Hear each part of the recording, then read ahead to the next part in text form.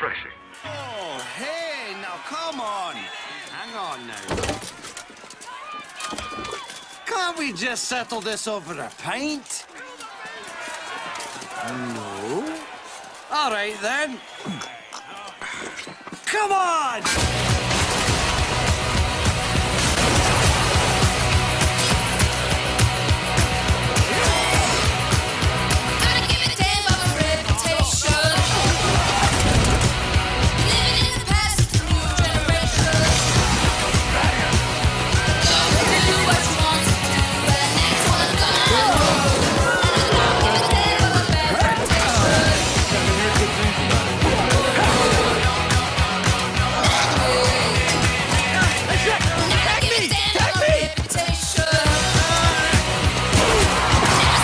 Chilled now, and Ingrid serves it in the traditional manner, from a pitcher with a garland of greenery. Mmm. These guys find the kind of relaxation and release they need in a cold glass of beer. For them, only beer does it.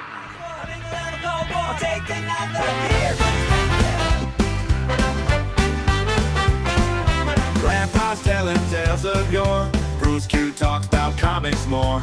Norm's got jokes that we adore. Hawk's our mascot, hear it roar. 3BeerMen drinking in the streams, laughing like there's no tomorrow.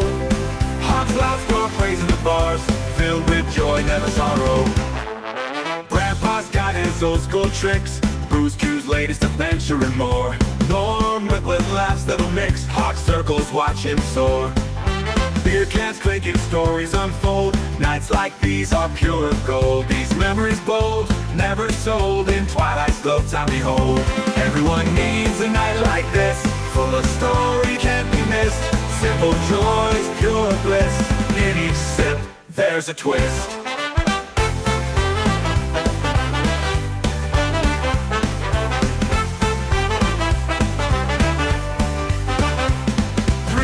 Men drinking in the streams, laughing like there's no tomorrow.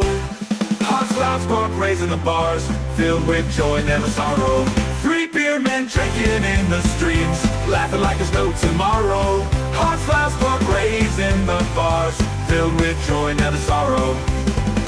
Grandpa's got his old school tricks, Bruce Q's latest adventure and more. Norm with laughs that'll mix, hot circles watch him soar.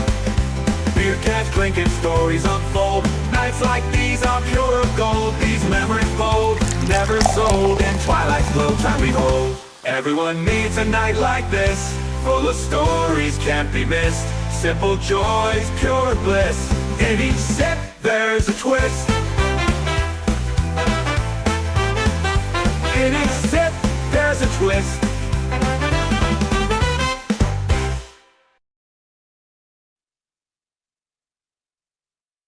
All right, let me get you guys back into the stage. Let me undo this. Weird stuff happening. What happened? You guys are there. All right. I just had to get rid of last week's you. Last week's you was there instead of this week's you. EV Mux really is acting weird tonight. Well, wow. Hello, everybody, and welcome to 3BeerMen. If Bruce isn't going to introduce the show, I will. Oh, I'm sorry. Yeah. Hi. Go ahead, Norm. Go for it. Go for it. Well, I was just waiting for Bruce, but since he's hydrating. I forgot we're live. So I'm Norm, one of your hosts, and we got also Bruce and Cosmic, all three of Beermen. The Beer Bird he might be coming in later. So our mascot. So who wants to start with what we're drinking? I'm going to let you two start first. Belushi, thank you for the raid, brother. Muchly appreciate you. God bless you. But I'm going to let you two start because I got to run and go pick mine up. Mine's actually on the other side of the counter there. I'll be right back. All right. All right, well, I can start because I don't have any long story with mine tonight. Last week I had a seltzer, Rocket Pop from Great Lakes Brewing, And I didn't enjoy it very much, and I felt bad afterwards because normally Great Lakes products are really excellent beers. Great Lakes is a brewery that's actually been around since 1988, only 3 years after Penn Brewery, in fact, and only 2 hours drive from Pittsburgh. So I felt kind of bad. So I picked up this beer here. This is called a Space Walker, and it is a hazy double IPA, and it is hazy because of the wheat content. In fact, when I went and looked it up, it is in fact a wheat beer, and you can see it is in fact quite hazy, and hopefully quite delicious. I'm looking forward to something much better than last week's. Certainly has a IPA aroma to it right off the bat. It's got 5 Northwest hops in it according to the ingredients list, and you can smell them before you taste them. That's unusual for a IPA to have wheat in it. That's not a normal combination that I'm familiar with. Ooh, I like that.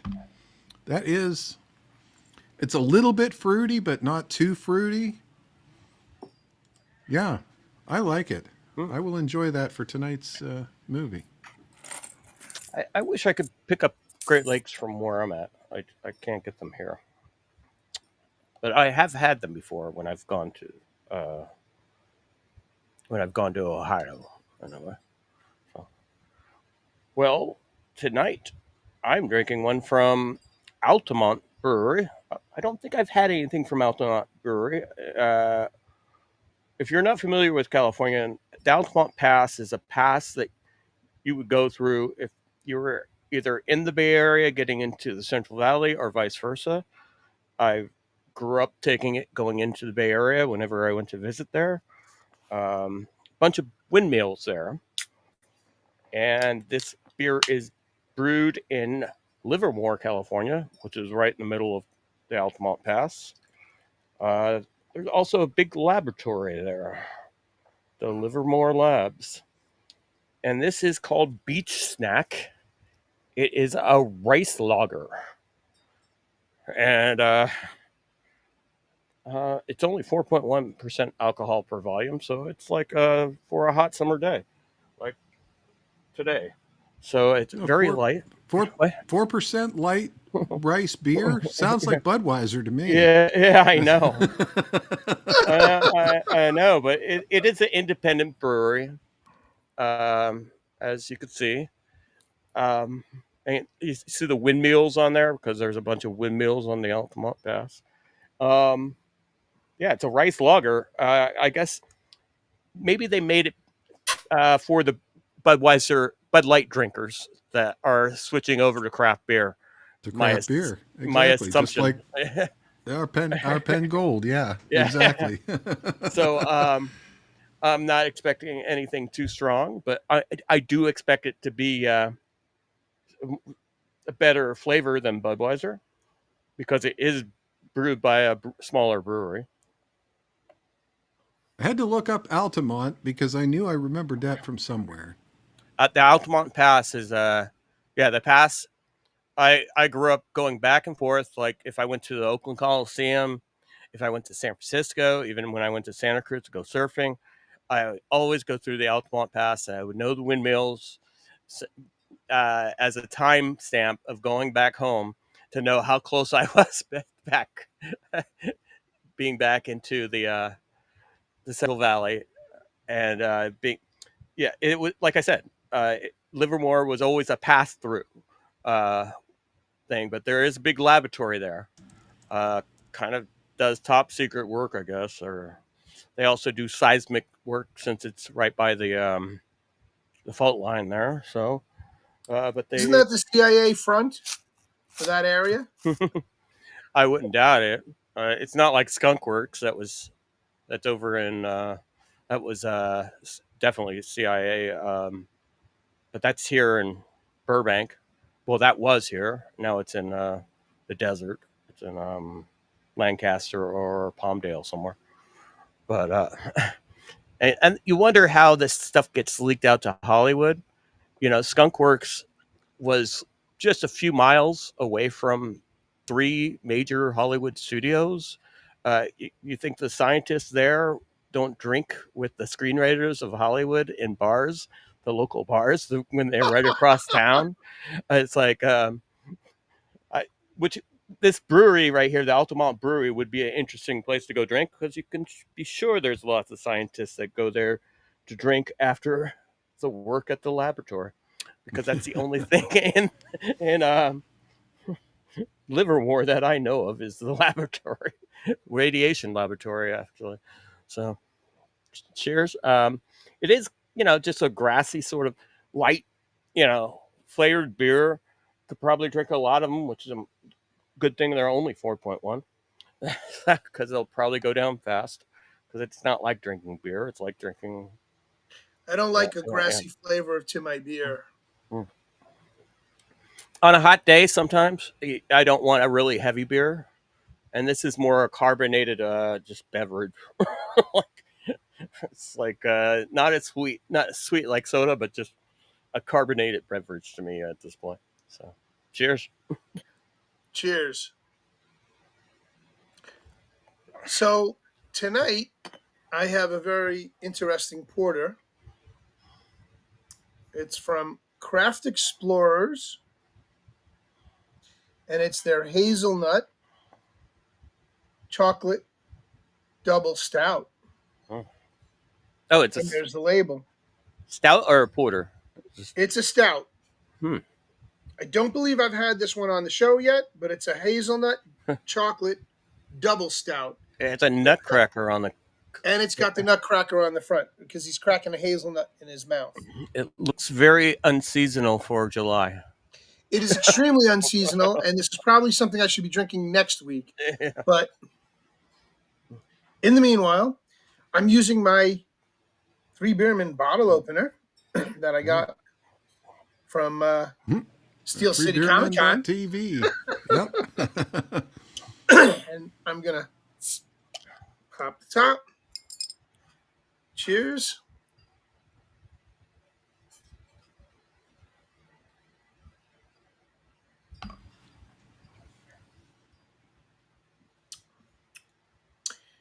It's very sweet. This is definitely a dessert beer.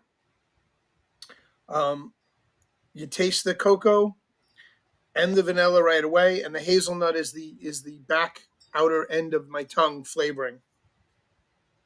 But you definitely taste the hazelnut too.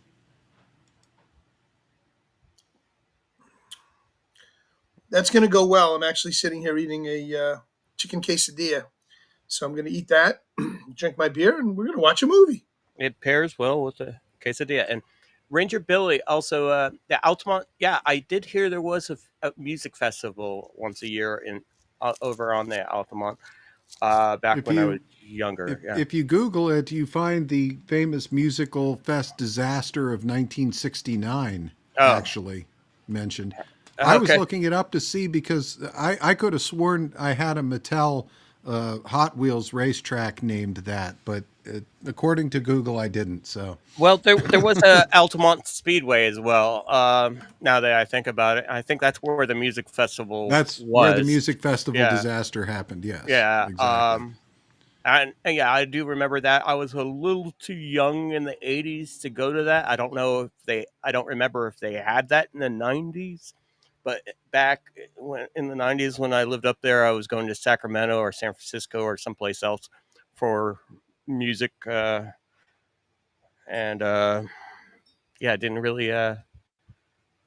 really get to that music festival, but I did hear stories about it when I was younger. So it looks like you went there in 81 when I was 11 years old. So that's cool. All right. Well, got about just a little bit of time to shout out the chat. And 81 is the highway. Yeah, that's right. I think that's what he meant. Yeah. Yep. Indeed. Yeah. All right. So, right. We got just a little bit of time. So shall we run out to the chats real quick? I don't see too many people. I do see Pops over in the YouTube. And I'm going to go ahead and run the banner for anybody who does come over to YouTube or Twitch or X or Rumble or Odyssey to remind them that we are going to cut all of those guys off here in a little bit and just go exclusively to Pill and Dlive with tonight's feature presentation. So if you guys want to catch I was just going to say, if you guys want to catch a fun movie, tonight we're going to watch the first movie about AI, artificial intelligence. Ooh, an early movie about it for sure. I don't know if it's the first movie, but yeah, it's very early. We'll talk about that in fact in just a second. But I did want to mention that I had recommended this movie for ADHD Theater, the movie review show over on Madness Entertainment Group on Friday nights. I had recommended that they watch this movie and review it sometime, and I got feedback from them that they couldn't find it anywhere to stream conveniently, so they couldn't watch it or review it. So I sent them a message right before tonight's show, letting them know they can watch it here and review it if they want to. So, so where did you find it? I have it. I had it on DVD rip. Nice. Okay. He has his ways. So. I have about 10 terabytes of ripped DVD from a whole the archive. days from the days when torrent was still useful. Put it that way. There you go. Well, why don't we get to the chats? I see people over, and why don't we get to the Dlive and then we'll go over the Pill? There's, let's do that. Quite a few people. My eyes are acting up tonight, but over in the Dlive tonight, we have John Rogers, Val Kimber, TL Spud, Bad Zoot, Jayla17, Peggy Dancer, and Rick Carmen. Good to see all of you. And over in Pill, I might as well just read off the raid that Belushi sent. But the first person here was Bazo Yeti, our good friend.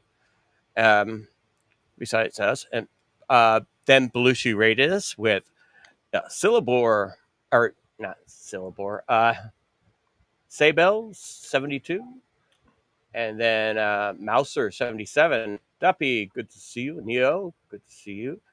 Kaz 1012. All right. Can you take over there? Hold on. I lost All right, you got as far as Kaz 1012, Smitten Kitten 38, Easy Does It 216, A Friend Indeed, Madness Comic Network, Howdy Pops, Ranger Billy, and Music Man 75. Okay, I don't know why my stream refreshed. All right, right in the middle. All right, that's all right. I am dropping the link over to Pilled in all the other chats.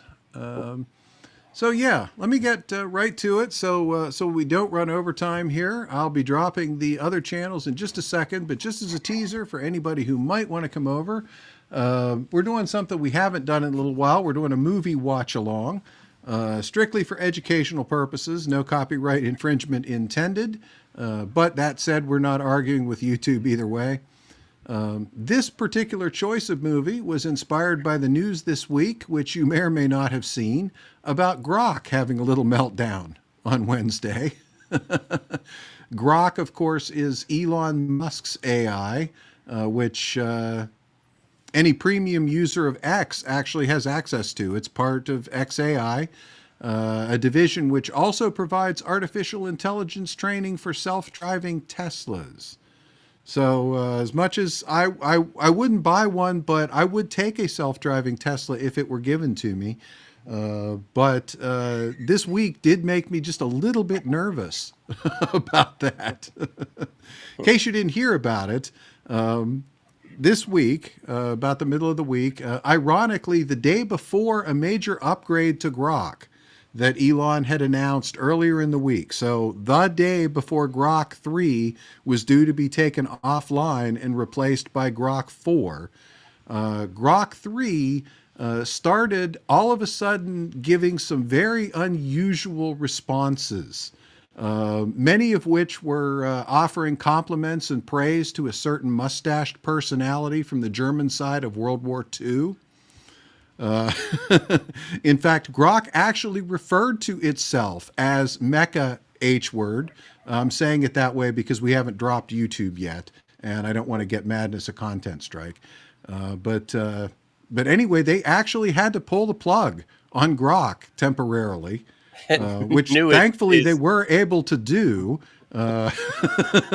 Which, as you're going to see in tonight's movie, sooner or later, it's only a matter of time before somebody's going to be stupid enough to build one that doesn't have an off switch. Yeah.